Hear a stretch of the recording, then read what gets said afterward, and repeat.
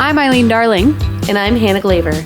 We used to work together at an evangelical church that held a hierarchical position on gender roles. A church that believed God had chosen men to fulfill the primary roles of spiritual leadership. This environment created some unique and significant challenges for us and the other women among us as we strive to pursue our respective callings. From wage gaps and androcentric hiring practices to sexist standards and marginalizing expectations. We've reconnected to explore and process our experiences, as well as the systemic issues behind them. And hopefully, we'll shed some light on why gender hierarchy can't represent God's best for women, the church, or humanity. This is Stained Glass Ceiling.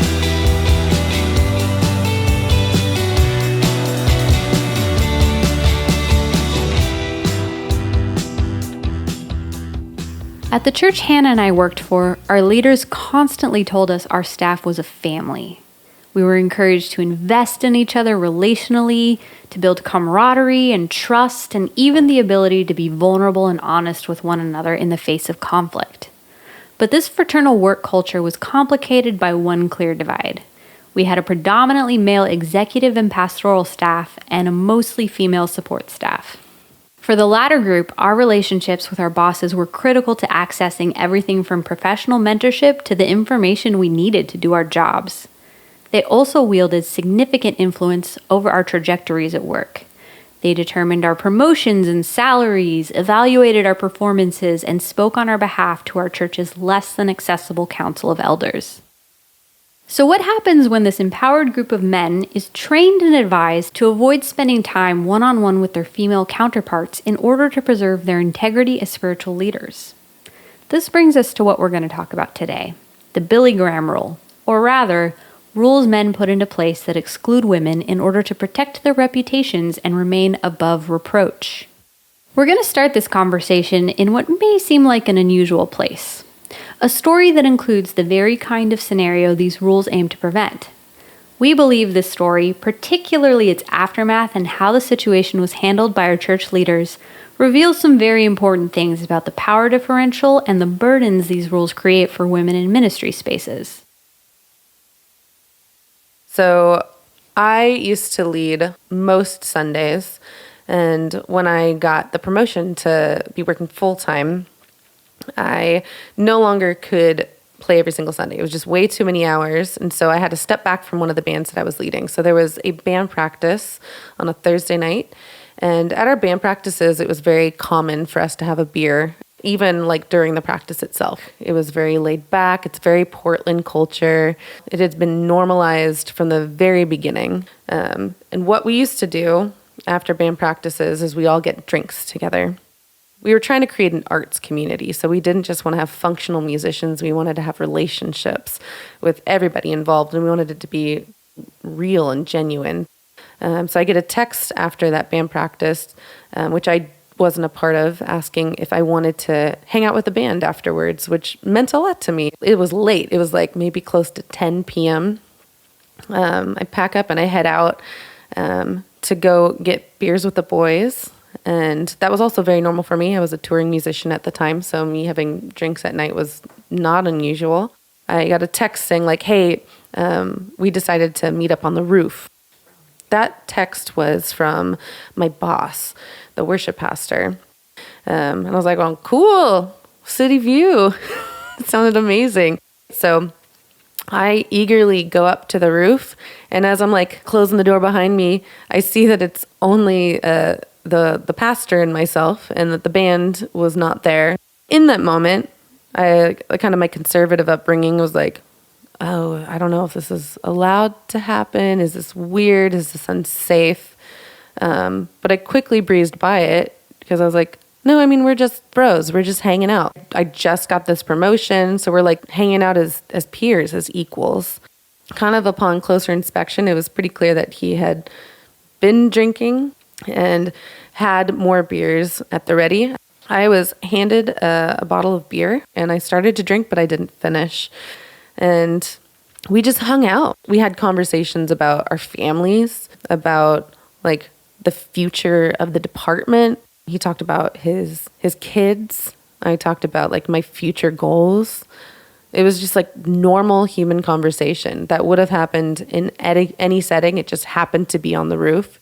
Both of us are talkers, and so we ended up talking much longer than I realized. And when I talk, I don't drink. But what I was a bit too naive to notice is that it was not the case for my boss. And he finished off a good portion of the rest of the 6-pack. And suddenly it was just way too late in the night. It was pushing 2 in the morning. This looks bad. This is way too late for the two of us to be alone on the roof of our church office building. And it's looking like you're not in a position to drive home. So now I, as the sober person in the scenario, have to make some decisions for you. As we were leaving, and this is so stupid, my boss suggests, he's like, what if we threw these bottles off the roof? Don't worry, we can clean them up. And he proceeds to lop one like off the roof into like the parking lot below. So we threw it off the roof and it landed with a fun like crash down below into our parking lot. After that, I like slowly maneuvered him downstairs, and it was a matter of keeping him upright as we walked down the hall. So I'm steadying him by the shoulders and we're walking to the office. I turned on every light in the building because I recognized that it looked weird, but there was no way of getting him home safely without it looking weird unless he drove himself home. We stayed until about 2:30, and I was so anxious the entire time because it just looked worse the longer that we were there. The next day, we started getting a series of phone calls. So apparently the neighbors across the street saw what they thought were teenagers throwing bottles off a roof in the middle of the night, called the front desk. Front desk called security, and security looked at the footage and sees me holding my boss around the shoulders, trying to walk him in a straight line down the hallways. That looks bad. There's nothing about that looks good. So it was immediately brought to the executive pastor because our church's lead pastor was on sabbatical. He was out of town. So the executive pastor, who was kind of making some of the main decisions, decided to not tell anybody. It was, let's shut down this information, keep it between only the people who know. So my boss, myself, the security guy, and then himself. Because we couldn't bother our lead pastor who was on sabbatical. We had to wait to tell him until he had the availability to know. And that started a summer of hell for me. We had been sworn to secrecy, accused of an affair, still forced to work with each other while being interrogated. And my boss went into immediate suspension. I immediately assumed all of my boss's responsibilities, but no one was allowed to know on the staff or the congregation. So he had to show up to everything as if it was normal. And my boss's consequences were completely different than mine. He had to read a bunch of books, see a therapist, meet with a team of elders every week. I was brought into the executive pastor's office and I was asked to meet with them on a weekly basis, super early in the morning before the staff even arrived. So no one thought anything of it. And in those meetings, I was asked if I had secret feelings for my boss, if I was secretly touched. And then at the end of it, I was told that I probably did have feelings for my boss, even if I never realized that was something. I might never understand that this is something that I have going on in me. Why else would I be motivated to show up like that in that environment? It's okay that I didn't know. And I was also forbidden to never tell anyone. It's make sure you don't tell anyone that this is happening. You don't want it to be leaked to the church. They won't understand. And I wasn't doing well. So the emotional response for me, I started taking the blame for it. If I'm being accused of having an affair and I'm watching my boss, who I'm still meeting with on a regular basis, emotionally collapse, and I carried it. And so I would go home and I would have nightmares. I'd wake up screaming. I have complete blanks in my memory about what happened over the course of those weeks. My roommates have memories of me just sitting and staring and crying. And so it got to the point where I actually asked for help from the executive pastor. I was like going, I'm not doing well. You're giving my boss someone to talk to. Is there any resource for me? And I was told no. I was like, can I process this with anybody? No, you can't tell your friends. They won't understand. You can't tell your family. They will not understand. And so I asked for a pastor. I was like, you gave my boss like a team of pastors to meet with. Can I at least have a pastor? And I picked a good friend. And then I threw out their wife's name too. So I was like it's another girl. Maybe you'll let me because if there's a girl involved. And they said yes to that. So I was able to process with those two people. And they're still some of my closest friends today. But outside of that, I've still not told anybody. Though I didn't even go to therapy for it for years. Like I was so afraid of it being misunderstood that I didn't seek the help that I needed until after my time on that staff. So from the congregation's perspective, everything was meant to look and the staff as if nothing was going on. No one on our staff, unless they were chosen to know, knew. No one in the congregation knew, and probably to this day still don't know. And what breaks my heart is hearing hearsay of what happened afterwards. It clearly was leaked on an internal level, and the wrong information was leaked. The information that was shared was that I had feelings for my boss, probably, and that I was drunk. Like a year after the whole roof incident, my anxiety started kicking in. I don't know what triggered it, but I started having like some PTSD from all of it. And when I started reaching out for help, it was a character issue. I was told I was being overdramatic. I needed to get over it. Why am I still stuck on the roof thing? And I was like, I'm not trying to berate the roof thing. I'm saying maybe it affected me more than I realized. Like it was a year ago. Like your boss got through it. Why can't you get through it? Which made me look crazier and more emotional. And I know that I was processed about behind closed doors. Because the conversations that I'd have with my boss in confidence, I would hear from other staff members coming to me going like, I hear you're not doing well. And I was like, that wasn't for you. Like we're not. Was there any HR involvement? Not with the roof at all. It was like fully circumvented. There was no protection for me. There was no HR. I was given the executive pastor's ear for the first couple weeks, and then past that, nothing.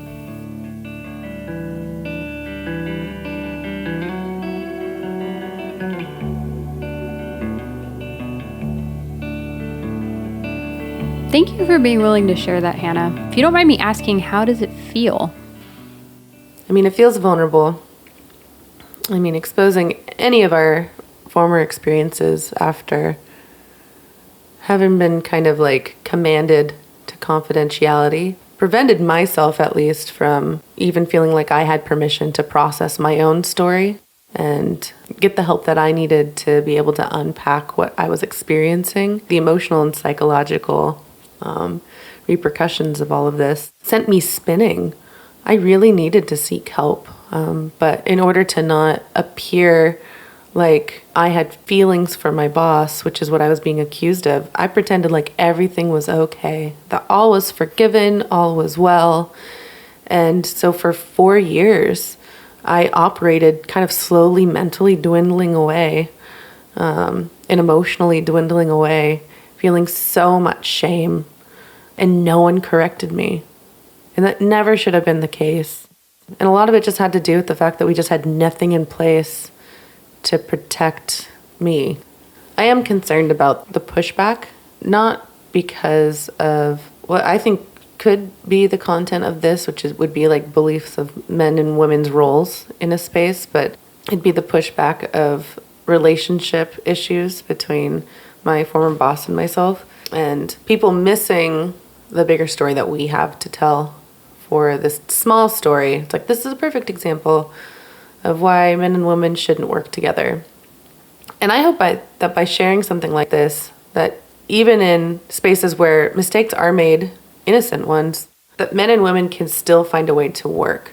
In our case, we worked side by side for years afterwards, but very poorly. because of how the system ran. We were almost like antagonistic behind the scenes.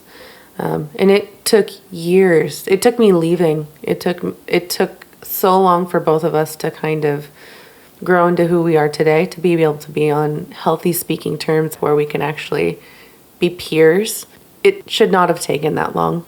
It didn't need to. We're really compatible humans. But because of the way that the situation was handled, it prevented us from being peers. It always kept me in a victim's position or him in a victim's position, and neither of us were able to grow. And what I hope is that by sharing some of these stories, it's not that we are sharing the worst of the worst and proving how we were wronged, but exposing maybe some flaws in the system. The system works really well for one thing and for certain people at the top.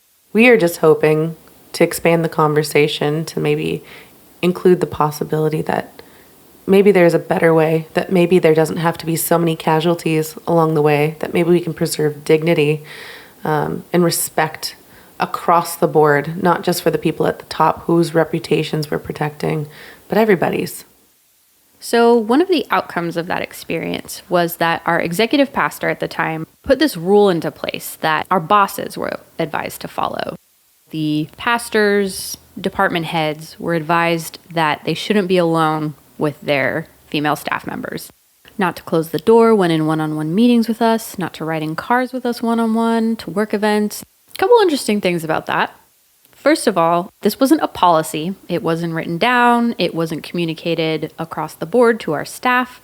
It was just these male pastors and department heads who were told about it. And then the women were hearing about it in a very organic, word-of-mouth fashion.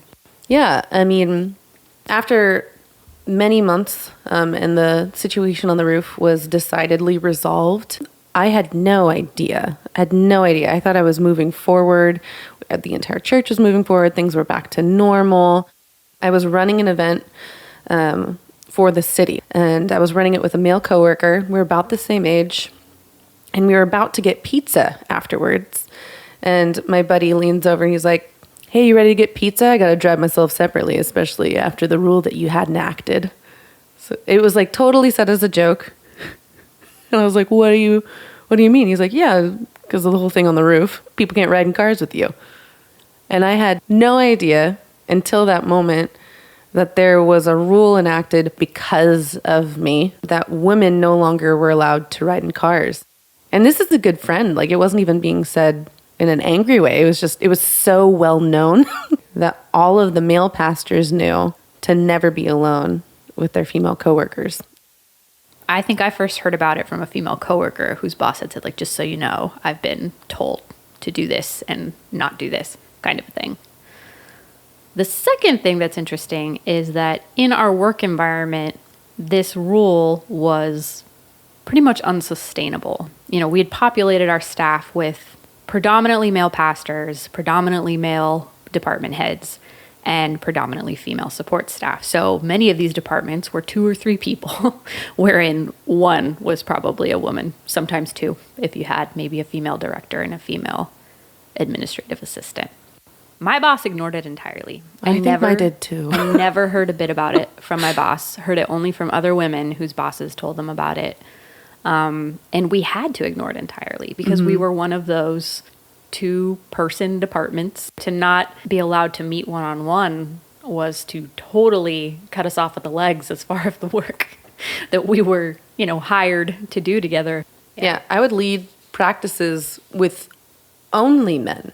Only men. I would interview musicians. I would have like one-on-one coffee meetings or one-on-one audition with these musicians that I would be hopefully bringing onto our teams. I would have to have one-on-one meetings with my boss to make sure that we could run our department effectively. We'd have big team meetings, and then we'd meet one-on-one to make our big steering decisions as a team.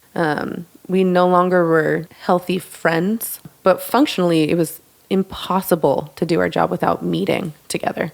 And of course, we still had the dynamic going of being told we're family, we're meant to be investing in one another, we're meant to be this relationally bound community.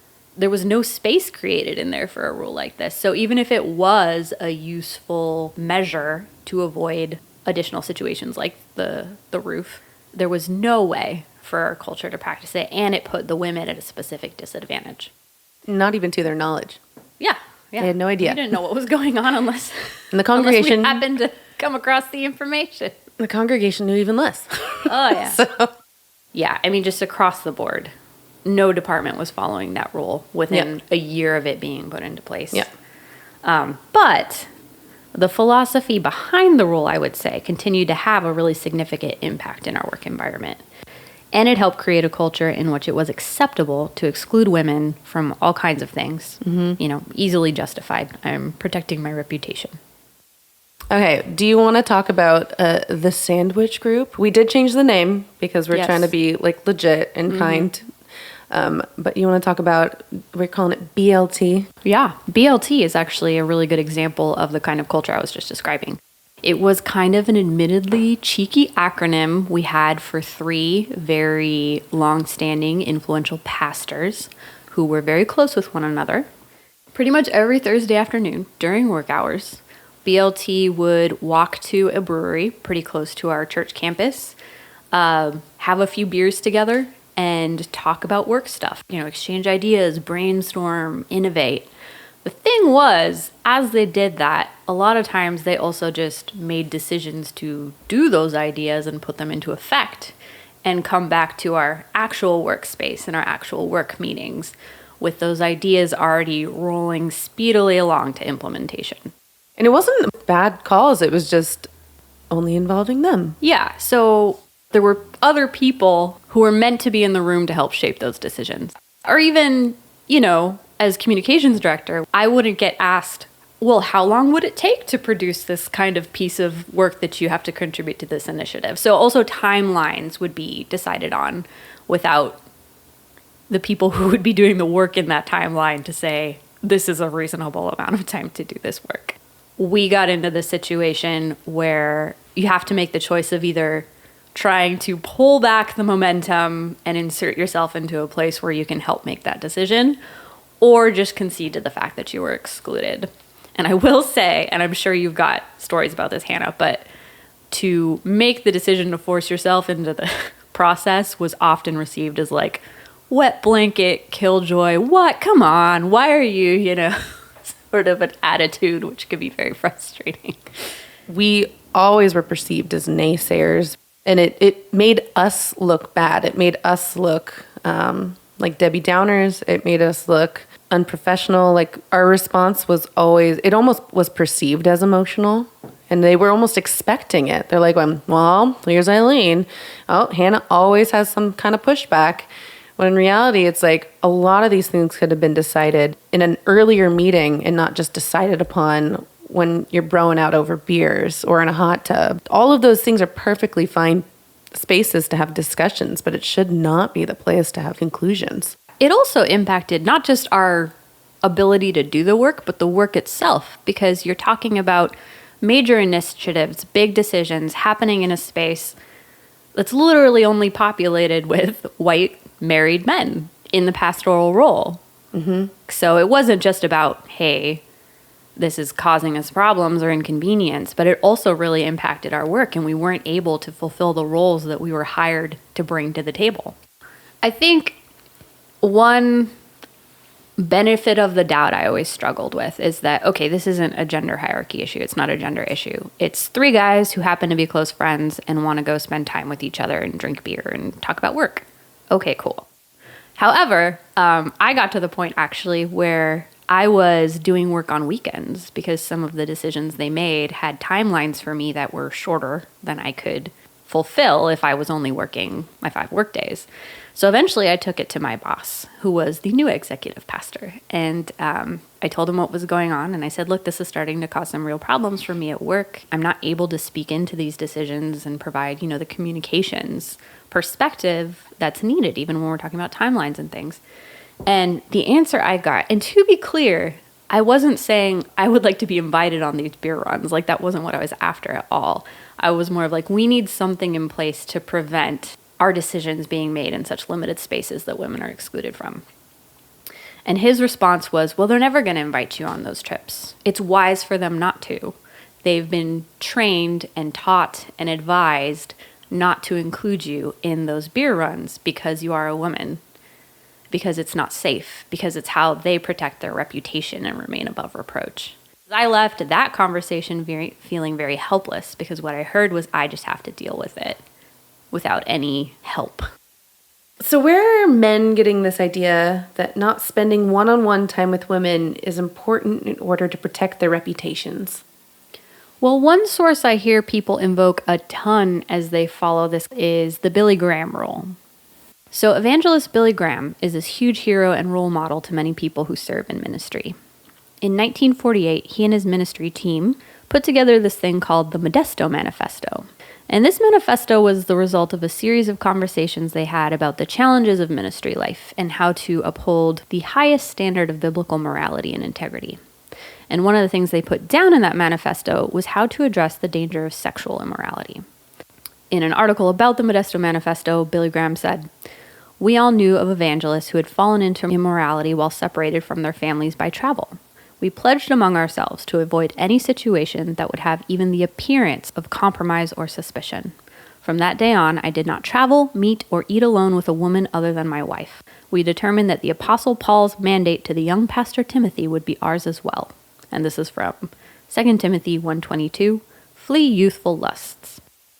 Well, what happens when the women in those spaces then become essentially potential objects of lust?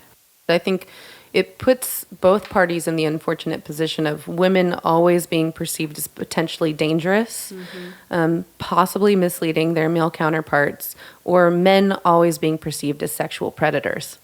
And that means there's never co-working. There's only fear and massive assumptions on both sides. And so you can't move forward from that if everybody is assumed to either be tempting you into sin or preying upon you. That is so anxiety-ridden. I can hear the argument of, like, this is a spiritual leader we're talking about. This isn't a corporate boss. And I do think it's very important for our spiritual leaders to be living fully above reproach. But I don't know that it means excluding the humanity and dignity and the respect of the people around them. Yeah. When it does, I'd say that becomes a reason for reproach. Ooh. It was involuntary. Ooh. Yeah. I mean, in the context of this rule, we've started to sort of kind of equate the idea of above reproach as sexually pure, I suppose. But there are many more dynamics going on in this issue than that. If you're a spiritual leader overseeing other spiritual leaders, some of whom are women, you do have a responsibility to create an environment in which they can flourish as much as you can. And exclusionary rules like the Billy Graham rule are just a lazy way of tackling that. I am in a job right now where I talk to a lot of churches and I spend a lot of time seeing who is and isn't on church staffs, and you continue to see largely male elder boards, largely male pastoral staffs, and largely female skills-based and support staff.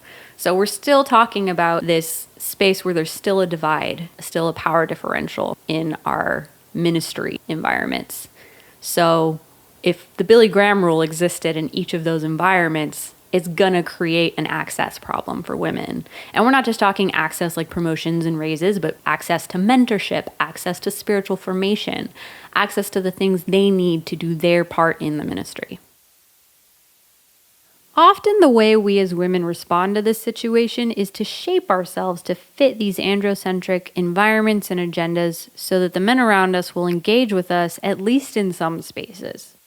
And in fact, I'd say in some circumstances, I was trained to do this. We had a sort of chief administrative assistant who led us through a meeting about proper dress so that we're, kind of guarding and protecting the men in our midst. That is an example of us shaping ourselves to be more safe so that we can engage and collaborate to the level that we need to do our thing, to pursue our vocations. I feel like you've talked about this a little bit before, but even just trying to avoid femininity. Yeah, oh my gosh. I was on the stage on a regular basis. Like, I was made aware at a young age that my body communicated something, and it was my responsibility for everybody else that I didn't make them stumble. That's normative for a lot of Christian girls. I would actually try to be as sexually neutral as possible.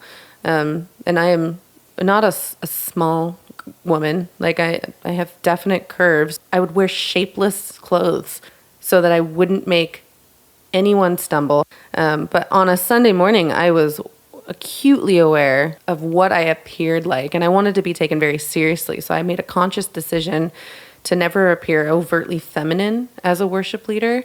I'll never forget being asked to arrange a song for a Sunday morning. In between services, having my boss come up to me saying that the lead pastor said that version of the song was too feminine and too weak. And so I changed from that point on. I changed the way that I led worship altogether. I changed the way that I played music because weakness and femininity were equal, and it would compromise the integrity of an entire service. I changed the way that I talked.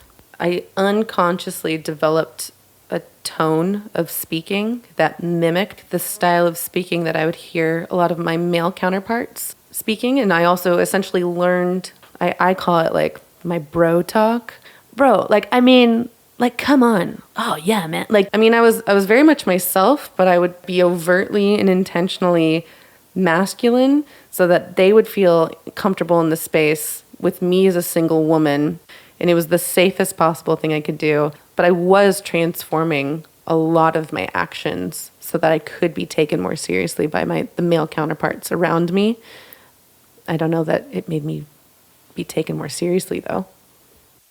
One thing I did, it became clear to me pretty quickly that one thing that was particularly threatening to a lot of the men I encountered in my role was when women had pastoral ambitions or were pursuing pastoral authority. So one thing I did to make myself feel like a safer person to engage with at work was to make it very, very clear that I was a communications professional.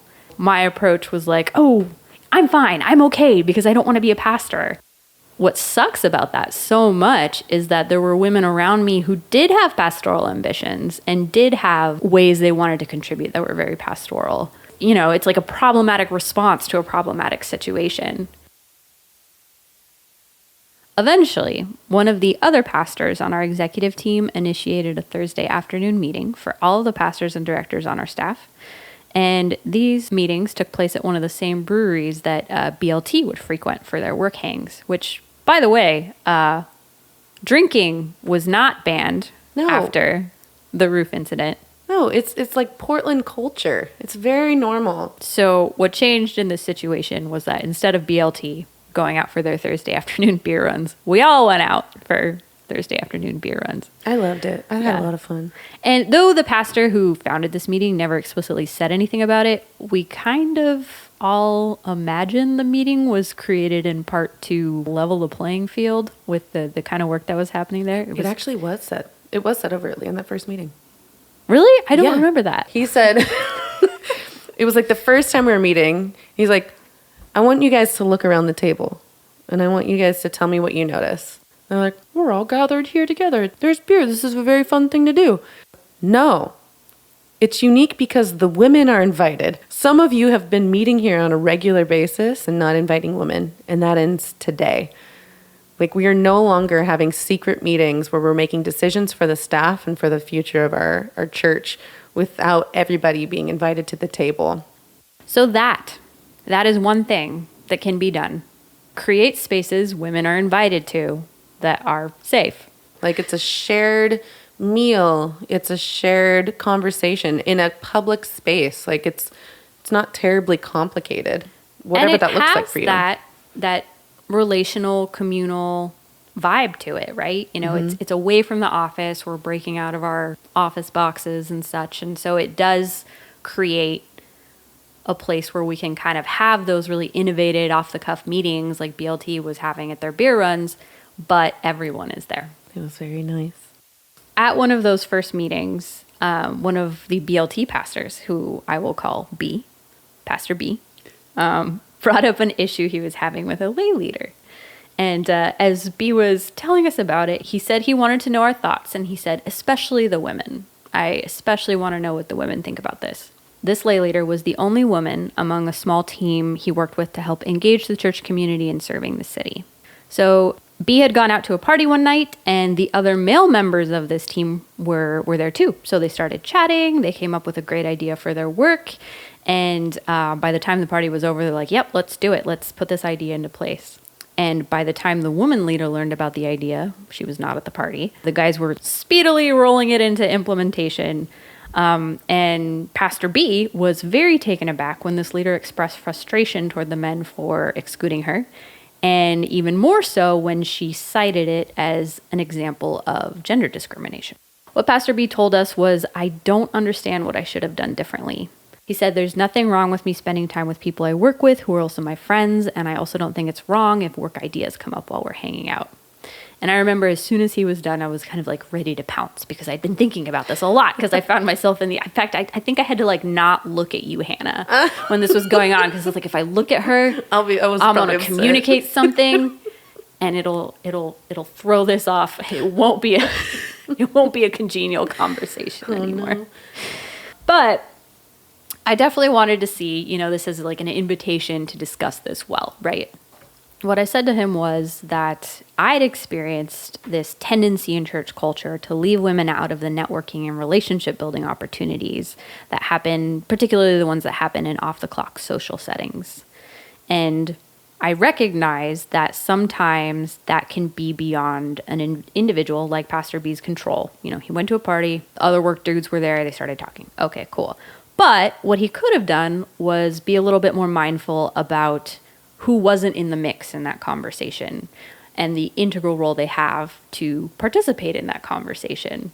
So it's like, okay, yeah, brainstorm, but then stop, notice who's not there, and bring that person in before making the decision or before it's too late for them to bring the role they contribute into that conversation. And in particularly, don't make it that person's responsibility to catch up. Or punish them if they have pushback to an idea that they were not included in, and now they, one, have to like kind of clean up after the mess, or two, it's not practically possible. Yeah. And the other thing I told him was, hey, you know what? You're an influential dude, both in ministry and in city outreach. Maybe use some of that networking clout to welcome this leader into those spaces. In our last conversation, we talked about how our elders ended their position paper on women in ministry with the acknowledgement that the complementarian position has been used to oppress women in the past. And basically how they address that is saying, we pray and desire to do better.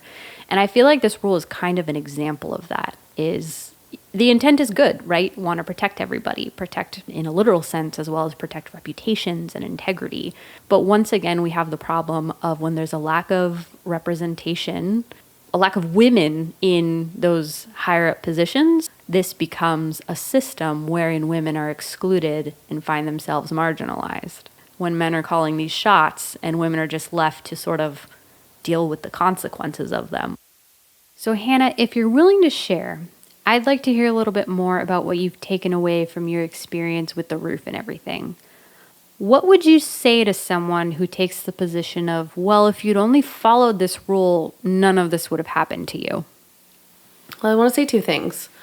One, I do think there are legitimate scenarios relationally between people in power, whether it be a pastor or a church leader, and people who are underneath them in power, that are unhealthy and perhaps unsafe. Especially in this day and age, there's a lot of things being exposed. So I do want to speak to that, and also like legitimize the fact that this does occur. There are very unsafe scenarios without accountability. There are unsafe people without accountability that put people into compromising situations. At the end of the day, though, I do believe that beyond a shadow of a doubt that it is completely and entirely possible for men and women to have very safe, normal, neutral, healthy, flourishing relationships with one another in the workplace.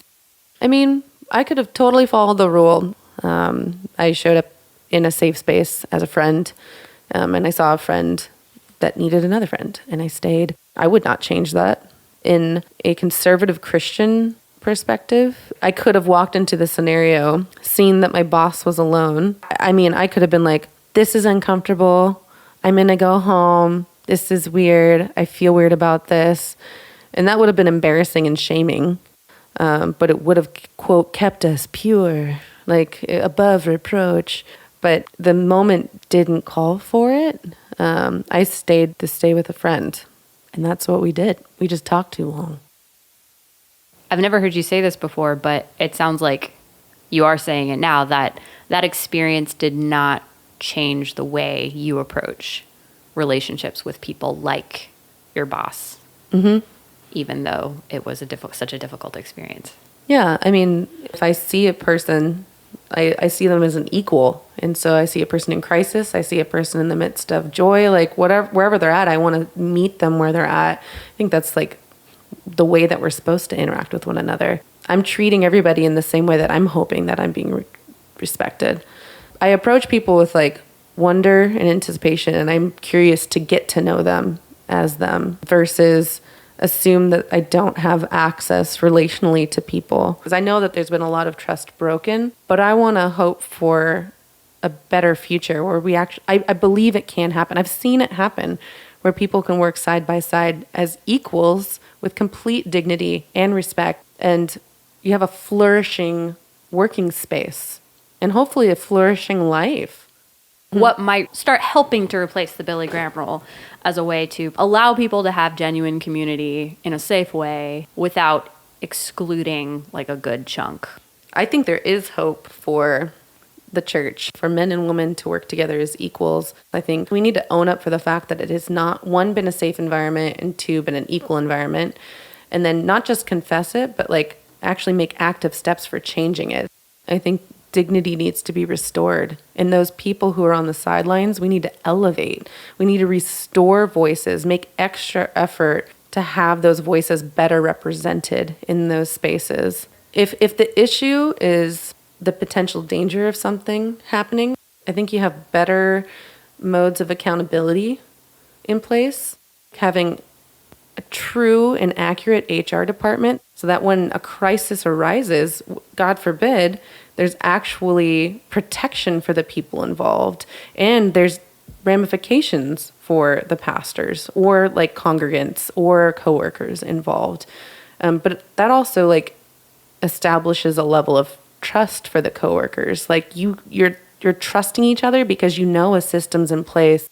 We kind of assume that like, well, we don't need to do that because we are above reproach. We're a family. We're a family. And as a family, we make family decisions. But in families, there's also family secrets. And conflict.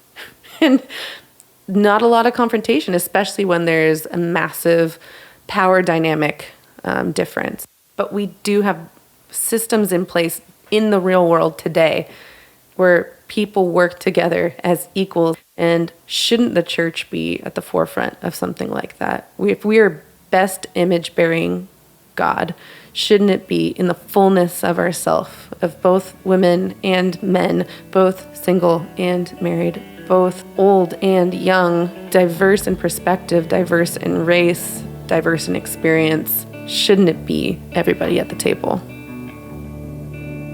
Had to reach the end to find out only begun. I reached the end to find out only begun. Found a place in it all where still daughters and sons, daughters and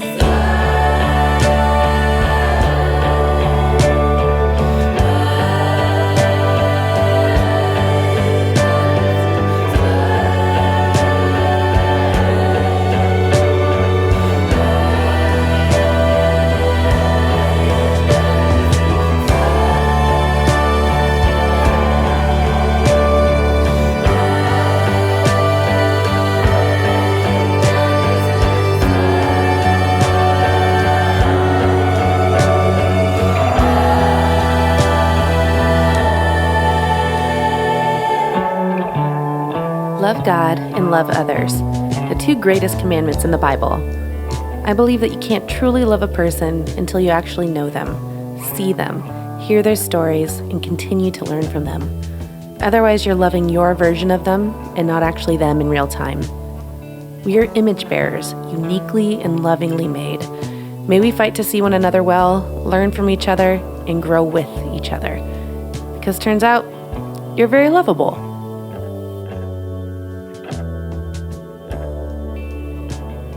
And with that, we conclude our second episode. Thank you again for listening. Thanks again to Kenya and to Becca for keeping the podcast ship afloat, and to Ailin for mastering these tracks. Today's episode features music off my record, So Far So Long. And like last time, we will list all of the resources mentioned in today's podcast in our show notes. We are doing weekly releases for the next several weeks, so stay tuned for next week's episode, lovingly titled Modesty Codes, Celibacy Pledges, and Wage Gaps. See you then.